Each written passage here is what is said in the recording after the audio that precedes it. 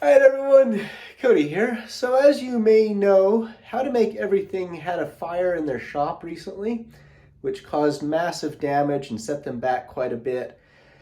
They're okay, but they're in need of a pick-me-up. So some of us YouTubers have gotten together and we're going to make them a little surprise.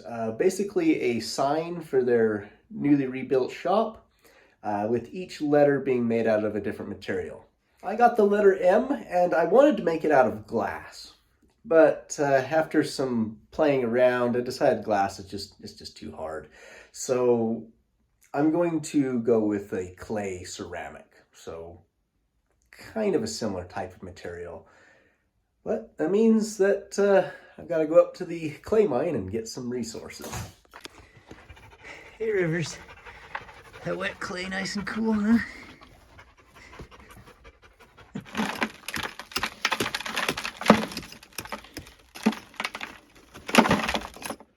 Guess I can get some off the ground here. It's already almost refined.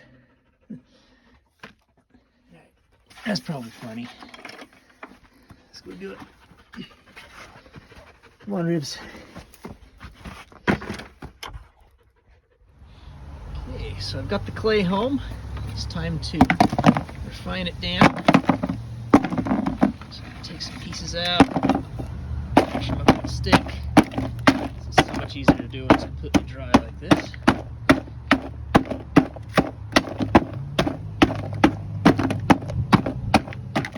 Just pour that off. Do this a little at a time. So the water's going in the bucket. And start adding the clay. Kind of a little at a time. It's better to get it hydrated if it's not all in at once.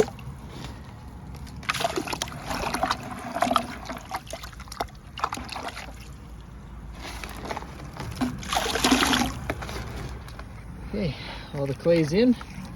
Just kind of stir it around, try to break up all the clumps. Just all that I can. Get it mixed into a thin mud. The clay will then be suspended and the rocks will sink to the bottom. Pretty simple, really. Okay, I've actually got too much clay in there, so I'm going to pour the top off and add more water.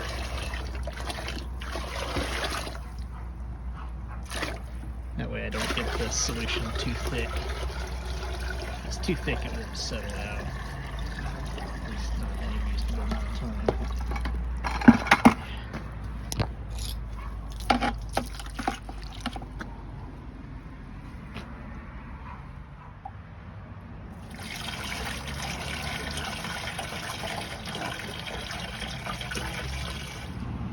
Okay, so we got some sand and gravel there,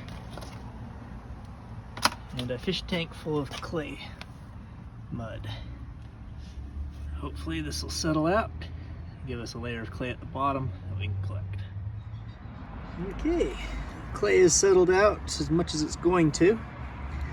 So I'm just gonna dump off the water on the top.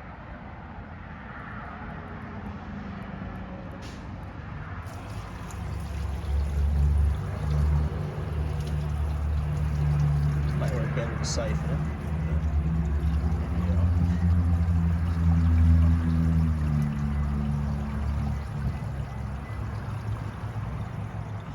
So that layer of water has now been removed. And I'm going to pour off the clay into this large tub here so that it can evaporate the rest of the water out.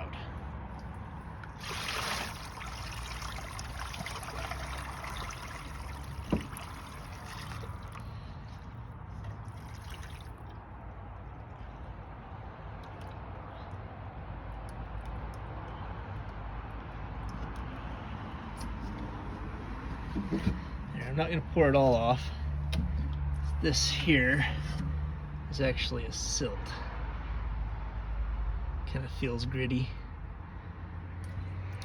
Yeah. You wanted the really fine stuff to come off. As you can see, I had a little bit of fun with the clay, but it's now a little bit gooey in the center, but pretty hard towards the edges. So I think once we mix it all together, it'll be just right. So let's start doing that. I need a scraper or something. Scraper. There we go.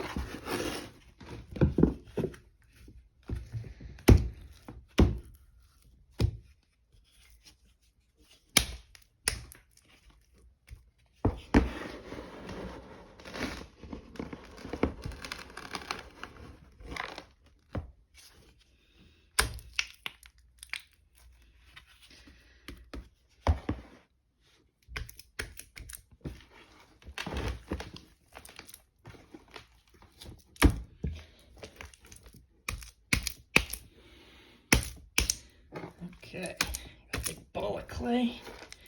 I'm just trying to draw the M here to the size that we need to make it.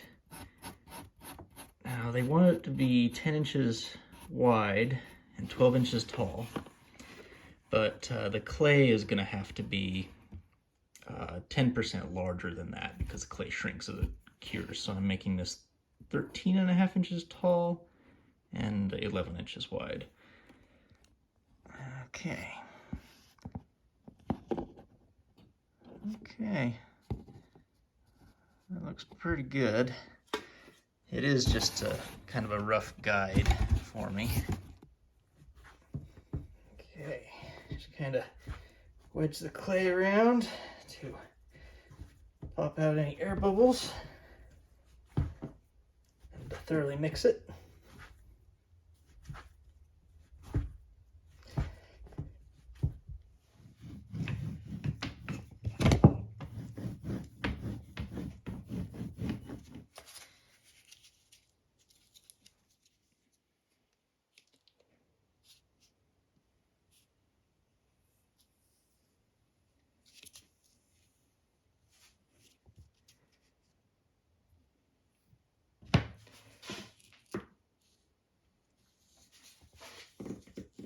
So something I just noticed, see how the fabric between the clay is now kind of bunched up? It's because the clay is shrinking and pulling it along. Oops. That happens as it dries. This is a pretty thick piece of clay. So before it completely dries, I'm going to poke some holes through it. See it come outside there? Yep. Kind of stagger them a little. And this is just to provide passages for steam to escape,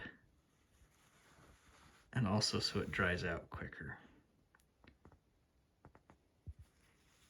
to prevent it from exploding in the kiln. I think that's smart. Yeah. I'll just go around the whole thing just like that. Okay, here we are. It's about a week later. It's mostly dry. You can see I can pick it up as long as I'm very careful. In this state, it's very weak. But yeah, there it is. Let's lay it back down. And I've got a sanding block here. You know, so the surface is pretty rough, so I'm going to smooth it up and also take a little bit of the thickness off, because this is actually a little bit thicker than it needs to be. But that was intentional. At least so I claim.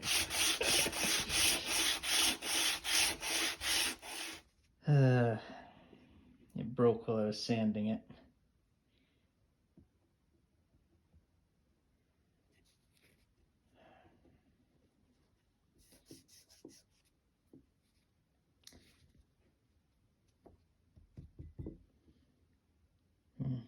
Yeah, I can see what happened. Some of the clay powder got underneath the end here, making it higher. And so when I pushed down in the middle, it flexed and broke. It's amazing how little it takes.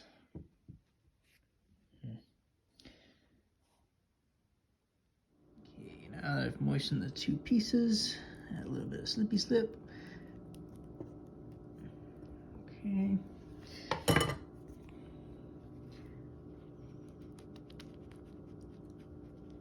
Get that a join if I can. I'm gonna need both hands here.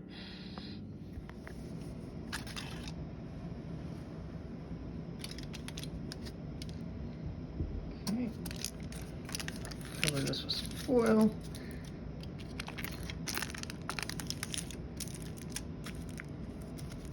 Let that sit for a few hours. The idea is that we're kind of making the clay wet evenly as possible.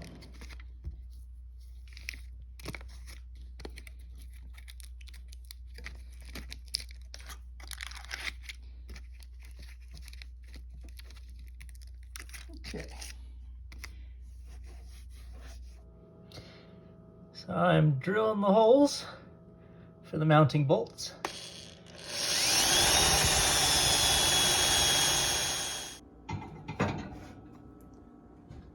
Okay, here we are. It's been baked dry. Let's just load that in the kiln. I'll probably throw something else here to take up space, but yeah, let's cook it. So here it is. It's come out of the kiln. Looks pretty good, other than this piece broke off again. Yeah, clay's just really hard to repair once it breaks. I figure I could glue it. You know, maybe if I glazed this, I could like stick it together with the glaze.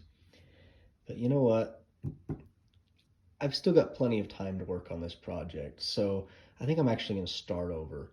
But this time, instead of just this solid, kind of boring reddish color, I'm thinking maybe I can mix some of this clay with some of the commercially purchased clay, which is gray now, but it'll turn white when it fires. So it'll have like a white and red, maybe some other colors, swirls perhaps. Maybe make something that looks kind of like a wonderstone. I think that might look pretty cool, yeah? Let's do it. Cobalt, dysprosium.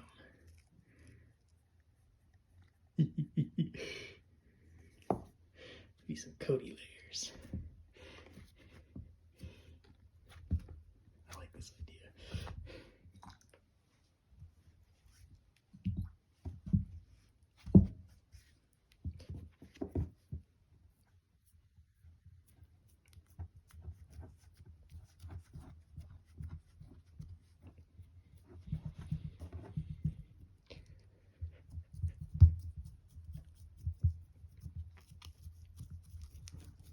Hopefully I'm not trapping too many air bubbles. Okay, and you can see I've kind of twisted them all together. Now just roll it out into shape and cut out the M.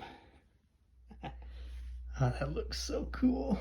That bubble doesn't bode well. I'll just have to heat it really slow. Hey, here it is. It's cooled down enough for me to handle. Doesn't appear to be broken. It is a bit warped. See, it's a little bit wonky there. Oh, it's not too bad. Maybe it gives it some character. You can see the blue, the cobalt and dysprosium, the white, the commercially purchased clay, and the red clay that I mined myself. Nice. Guess I'll polish this up and ship it to him. I broke it. In hindsight, that's a bad place to have a hole drilled, because it weakens it right where it needs the strength. But you know what? I'm going to glue it back together. There's no sense putting too much effort into it. And actually, since I'm going to do that, maybe I'll break it here intentionally and straighten this out. Straighten it and then maybe fill it with something. Some acrylic mixed with gold powder, perhaps.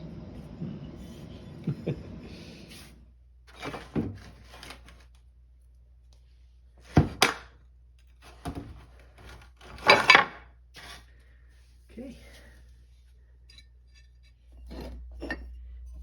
Now it fits much more flat. So now, let's glue it back together. Okay, so to glue the pieces back together, I'm going to be using some epoxy here. Now, I'm going to add to this epoxy a little bit of gold. I actually have some 24 karat pure gold here, which I'm going to pour out. Now, the problem with pure gold, I've found, is that when you mix it with this epoxy, at least, it turns into basically this brown. It doesn't keep its gold color. So, to keep it gold, I'm going to add some mica powder to it, just to make it a little bit more flashy and stay gold after it's mixed into the epoxy. So let's add some of that to it. So we got some mica. And now let's get the epoxy out and mix it up.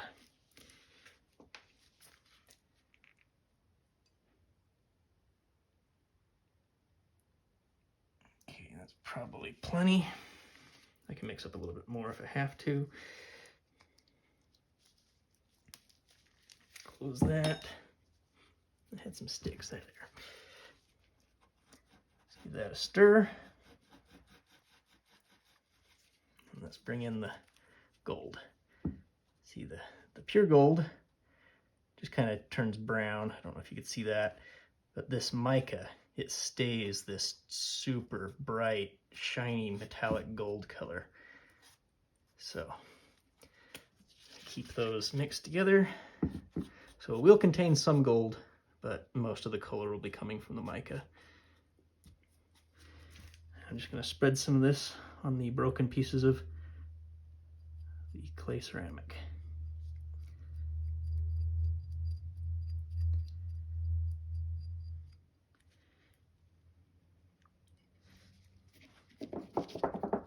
There we go, that's more like it.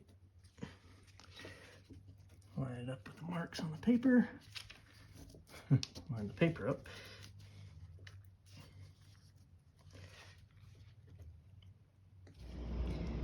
Okay, it's set up. Some sandpaper here. Grind off the excess. Smooth up the pieces. See how it looks.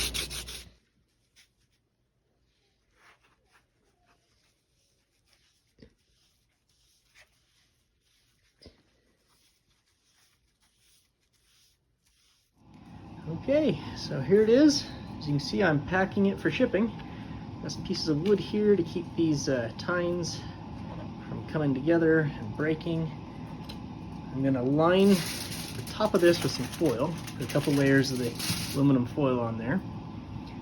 Pack it all down nice and tight. And then I've got some of this foam, which I can spray into the gaps.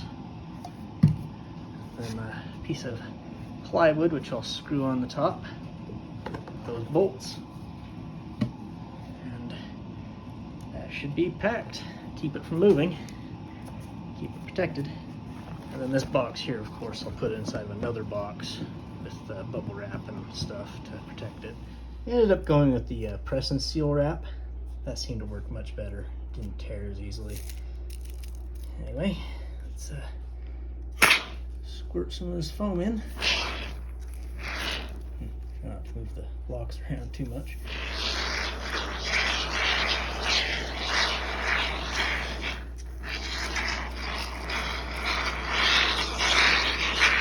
So I just sent it off. Hopefully it arrives in one piece. I'm excited to see what the whole thing looks like. Of course, I'm gonna have to wait. Some of the other people working on this project haven't finished their letters yet. I'll keep this video kind of unlisted until the surprise is revealed. I'll definitely put a link down in the description for any other videos and the reveal video as well for you guys to go check out. So hope you enjoyed. I'll see you next time.